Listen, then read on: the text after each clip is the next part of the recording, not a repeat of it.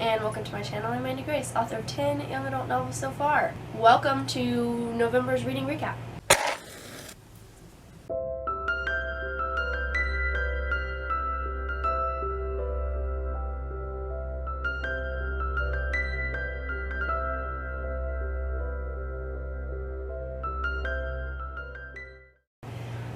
Things have gotten a little convoluted and behind and chaos. I have not been editing and uploading the YouTube videos that I have been filming. I haven't been filming a lot of videos. Things completely fell apart in November, but it's fine. Now that it's, halfway through December, I feel like I should tell you what I've been reading. So, first and foremost, my reading goals, there's two of them. One, to make some sort of headway on my physical TBR, which is made up of books that I own but I have not read. And two is to read a book on writing, craft, or professional development every single month. I've been sick for 2 weeks. Right now I just have a stuffy nose, like I don't have the rest of the symptoms. They're all clearing up, I just have the nose. But apparently I also have a foggy brain, which is not functioning. Anyway, so with my TBR, I read Longborn, which is a Pride and Prejudice fanfiction, basically. We're farther along than the last time. 85 pages in, you guys. I'm really enjoying it. I was surprised by the way that it was written. Like, it's very Pride and Prejudice. I was expecting it to be written the way a modern book is written, but just set in the time period of Pride and Prejudice. But no, it's written the same way as well as one can retrospectively write in that fashion. Like, it's very, I don't even know how to describe it, but like there's the omniscient narrator, and then it's like cutting between important scenes without any segues, and it's just like, it's like reading Pride and Prejudice, except not. Which I was shocked by, because I wasn't expecting it to be written in that format, I guess. But also, it was kind of pleasantly surprising, and I'm enjoying it. Haven't finished it, but I am enjoying it. The other book that I read is, guys, I finished No God But One, which was so good, and I was weeping.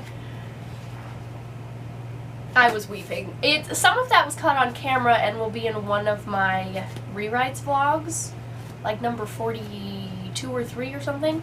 I don't know, I haven't edited it together because I haven't been doing my YouTube videos, but some of it was caught on camera. There was a lot of weeping. This book is amazing. That's what I have to say about that. Everyone should read this. So good. It was so good.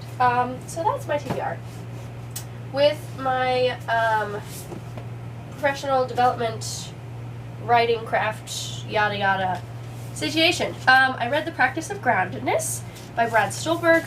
He is the unofficial hero of my writing group, Quill and Cup. A lot of the stuff that we do is based off of his practice of groundedness.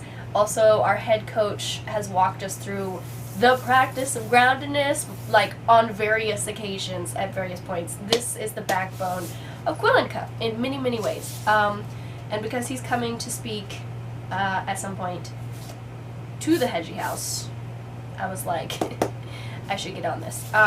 The rest, some of the Hedgies are reading it together as like a book club situation, which is very nice for them. But I did not mean for that to sound as, I don't know, condescending as it just did. It's not, I don't know what I meant. But I did the book club when we read On Writing by Stephen King, and I don't know, I didn't like the pacing of it, or like I didn't like having accountability with my reading. I just wanted to read at whatever pace I wanted to read. So I haven't gone back to any of the other book clubs. Right now they're doing this one. I didn't do it with them, but I sort of read it at the same time. Anyway, ow. This is all going really well today, you guys. I read this book. It's interesting. All of the, practice of groundedness part, like the presence and patience and vulnerability and deep community and yada yada, that we've learned about in the Hedgie House, it was like a refresher course, being like, oh yeah, this is exactly what Anya talked about. The very beginning of the book, I was having problems. which you'll see in the reading vlog. Basically, there's this this marketing tool where you set up the need of your consumer. There's a problem. You have a problem. I have the solution. Which is all well and good. I learned about this personally with Bethany Atazada and Mandi Lynn's, I don't remember what it's called, Secrets of Self-Publishing or something, one of their books. Anyway, where they talked about making your Instagram posts do that, being like, here's a problem, I have the solution. Anyway, yes, so there's nothing inherently wrong with that specifically, but the problem that he was presenting was like, you are dissatisfied with your life and there's a giant hole and you're missing something, and I was like, the answer is not this. I couldn't take it. I could not handle the multiple chapters of being like, you are unsatisfied with your life and you are desperately missing something to bring you peace and wholeness and whatever, and the answer is not, it's not this. Yeah, okay, anyway, this is a very useful tool, is what I will say. It's not the end-all, be-all, I will give you satisfaction in your life thing. And it took me a long time to get past the first couple of chapters because I couldn't get over the, like, your life sucks and I can make it whole. Like, no, you can't. But I know who can. So, yeah. Anyway, I was basically in the beginning of that vlog, I was ranting about Jesus. So, it's not what I expected to happen in that video. I thought I'd just be talking about the practice of groundedness because I've learned about it in Quill and Cup and I actually really enjoy it. But then that's not at all what was happening. So, whoop-de-doo. Anyway, I will say it is a very interesting book, and the specific practices of groundedness I do think are helpful tools to use in your life to have, you know, more presence and patience and whatnot. I do use it. Like, we learned about it in Quill and Cup, and I started using it there, and now I've read his actual book, which is basically everything that we learned about in Quill and Cup, and I use it, but also I don't tie my worth and value and identity to the practice of groundedness. I don't know. Yeah.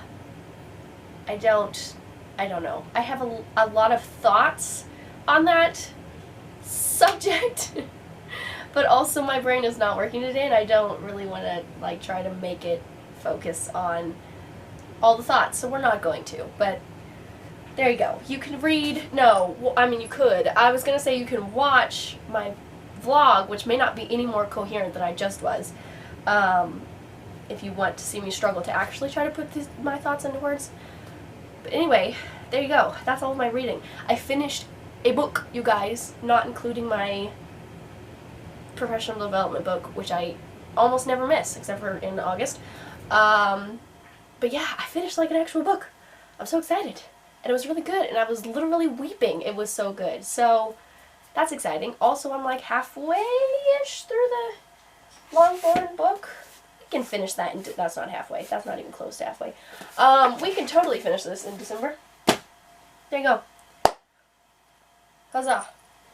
My books, my Robin Hood retelling, are probably, by the time you see this video, all available for purchase. Psh, what? Yeah, this was a wild year, but yes, you can check the description. There should be 5 Robin Hood books, should you feel like reading any of them. Wow.